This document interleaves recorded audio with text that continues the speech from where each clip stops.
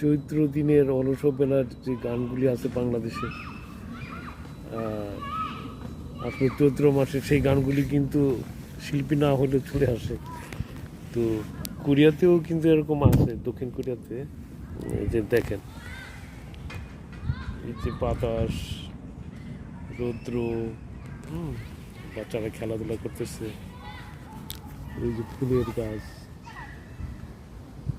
ফুল গাছের পাতাগুলি নাড়াচাড়া করতেছে বাতাসে, ওই দূরে ব্যায়াম করতেছে ভদ্রলোক শুয়ে শুয়ে, কেউ কুকুর নিয়ে হাঁটাহাঁটি করতেছে। এই যে একটা জীবন, এটাও কিন্তু কম না। মানে দক্ষিণ কোরিয়াতে আসলে আজকে আমার আর কি ওই গানটা মনে পড়তেছে, যে ওই গানটা যদি আজকে গাওয়া যেত তাহলে খুবই ভালো লাগতো।